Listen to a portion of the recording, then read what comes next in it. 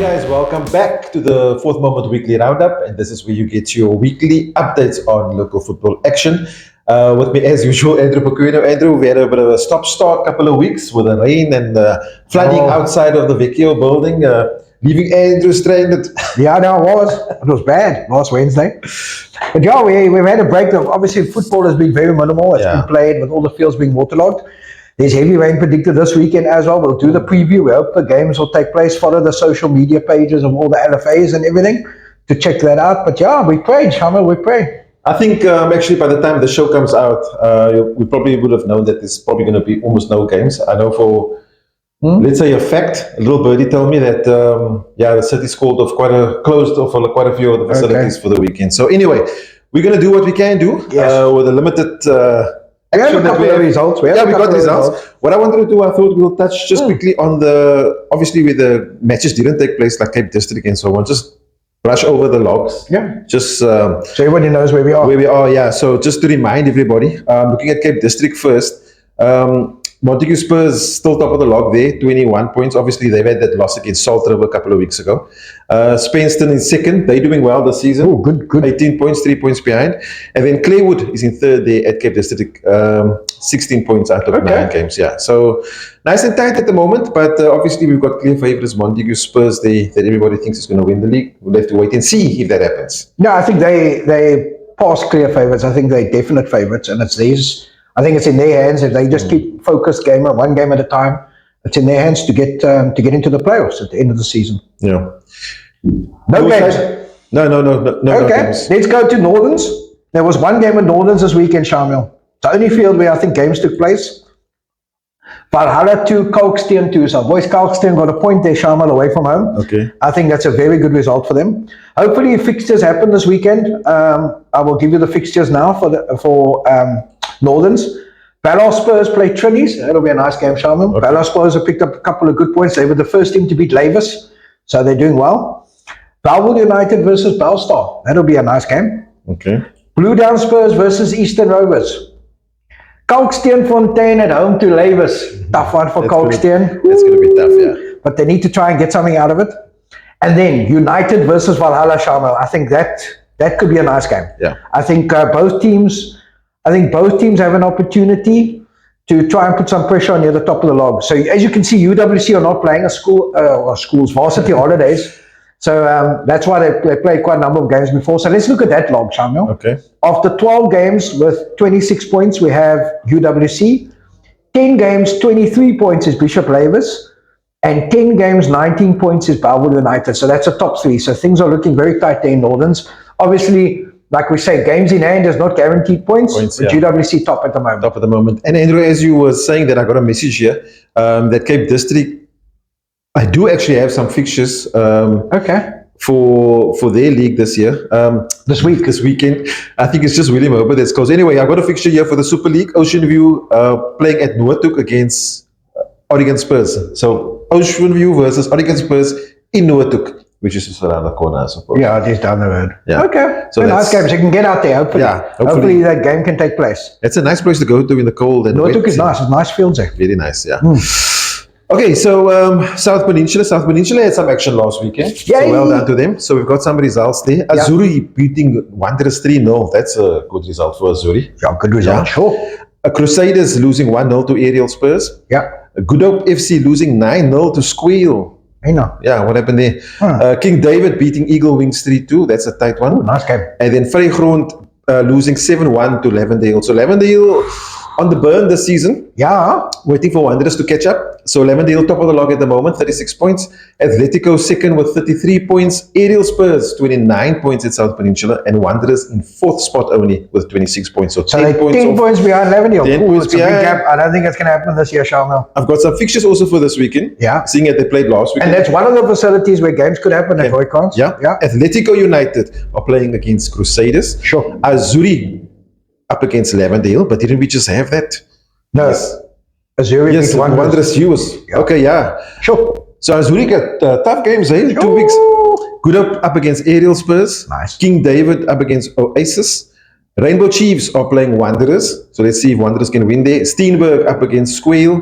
and Vrygrond up against Eagle Wings. Oh, that's nice the fixtures game. there, and Sure. South Peninsula. So yeah, if you out in the southern suburbs, Mickelton. Yeah, Cape Town Tigerberg. There were a couple of games played. I was actually at a cup game on Sunday between FN Rangers and Raggersdal at Allenby Drive. Very nice game. Okay. FN were 2-0 up. Raggersdal came back to 2-2, and then Raggersdal winning 8-7 on penalties. I think nearly the whole team took penalties, Shamiel. That's a much needed win for Raggersdal. Yeah, well, it's a cup game, but it gives them momentum. I yeah. thought it was very good. Tuesday night, we had two games. Edgemead 1, Raggersdal 0. Talk about Raggersdal. Good result for Edgemead at home. I think Raggersdal doing well. Gave them a good game. I believe they had some chances. 1-0 only? 1-0 only. So, yeah, Raggersdal will start now. There's hope, there's hope. Let's hope. The other game which I attended, Durbanville 5, Vasco da Gama 2. Now, Vasco were top of the log. Durbanville were third. And now, obviously, Durbanville's a lot closer now than Vasco. Your Shamiel, it was interesting. I thought Durbanville tactically outmaneuvered Vasco, which surprised me. In a way, 5-2 is not a small score, Andrew. Yeah, no, I understand it. But if we take the fact that it's more than outmaneuver. No, but I think we need to look at the game. I think Durbanville went 2-0 up, and then halftime Vasco had a chance early in the second half with a free header. They then goalkeeper Javen pulled off 2 or 3 brilliant saves early in the second half. Could have been 2-2. Okay. And then a keeper error, and Durbanville made it 3, and then another mistake at the back made it 4, and then Vasco were trying to come back. I think the thing we need to realize, Shamiel, if teams make mistakes and they get punished, and if that other team makes a mistake and you don't punish them, this is the kind of result you're going to get. So Durbanville were very clinical, and I think that's what you need to realize in football. If you only get 4 chances and you score 4, just like Man City in the Club World Cup, and they had like lots of chances, they couldn't score and they still lost.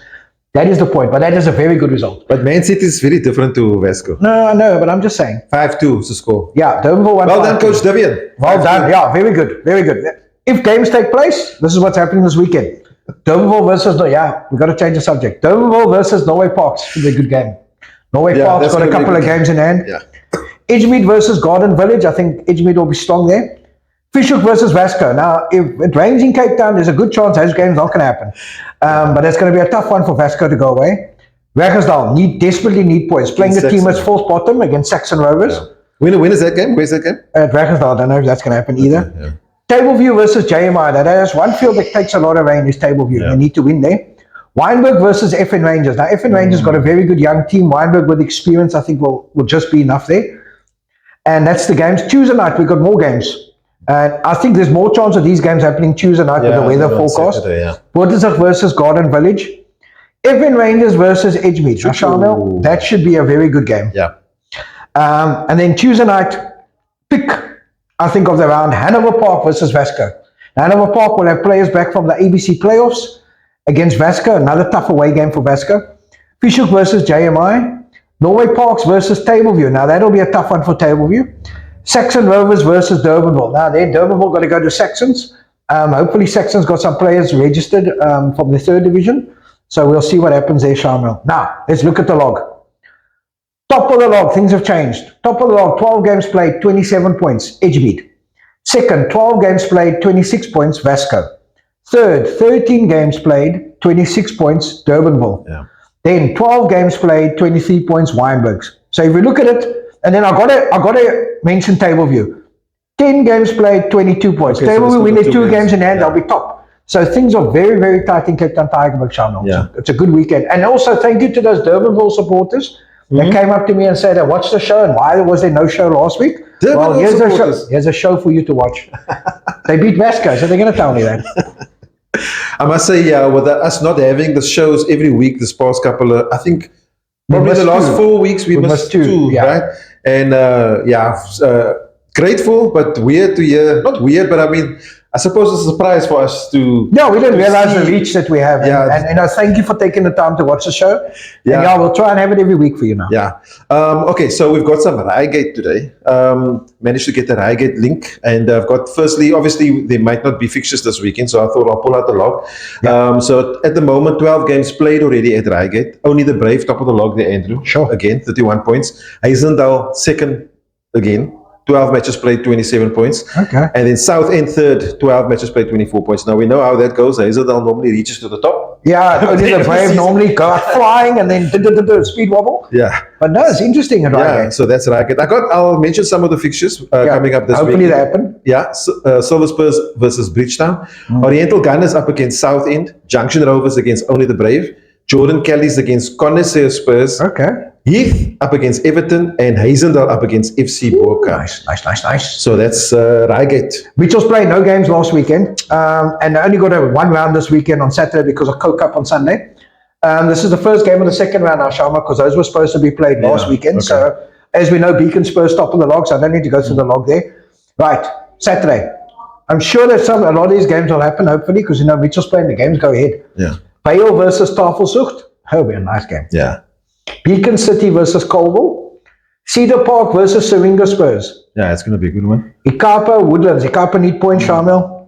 Woodlands had a good start to the season. Juventus versus Riverton. Juventus flying high towards the end of that first round. Lentegeur versus Beacon Spurs. Now, Beacon Spurs top of the log. Very good team. There's going to be a nice game for them against Lentegeur. And then Rockefellers versus Stanturf. We know Stanturf have been up and down. Yeah. Rockefellers, young team. Yeah, very consistent. Yeah. And then the game of the round, Westridge versus Liverpool Portland. Now, I hope this happens because I think it will be a nice, entertaining game. The rivalry over the last couple of years. Where's it scheduled for? It's scheduled for Rocklands, Shamiel. Okay. So hopefully it happens. Yeah. And then, that's it. That's where we are with Mitchell's playing. And then, we got Coke this weekend, Shamiel. I don't want to go through all 128 games of the Coke. Why not? We got all the time. Nah, it's a lot. No, don't. No, don't. I could pick out some games, I think, if it happens at Heideveld. 3 o'clock will be Grassy Park versus Young Pirates. Grassy Park, very good team, young team, very entertaining football they play. Young Pirates, obviously, we know, are going to be in the regional men's league this year after getting promotions to the playoffs. At home at Heideveld, nice game on the AstroTurf if you can get out there if the games are on. So, I think that's one of the highlighted games that I thought I'd highlight for the weekend, obviously, I'm picking out the game that's on turf because we don't know about the other games. Yeah. So, that's where we are there. Okay, and then, I think that's sort of it, Andrew. we got to talk about the ABC playoffs that happened. Yeah, I'm talking about the LFAs. Because also we're going to touch on talking about playoffs, the third division playoffs where Diadora's going to be taking part. That's taking place on the 19th of July, 19th and 20th in Beaufort, in Lastin Stadium. So hopefully we can get the coach or somebody from Diadora on the show before that, wish them well and have a chat with them about the season and so on. And then let's talk about the playoffs. Yeah, listen, we all know what happened in the court case. We obviously didn't have a show last week. There was arbitration, everything. Zizwe had to play against Hanover Park again on Sunday. They played at Ocean View 3 o'clock. Zizwe winning 2-1. I wasn't there, but I got reports saying it was a very entertaining game. It was a nice big crowd there. Hanover Park missing a penalty. Hanover Park missing a penalty. Zizwe getting 2 penalties to win 2-1. Hanover Park missing chances. Apparently Zizwe goalkeeper. 2 penalties, Okay. Leithen making a lot of saves and goals. Leithen coach for Zizwe. Yeah. And now Zizwe are at the playoffs. So just an update from the playoffs. Zizwe drew their first game. Against Midlands. Yeah.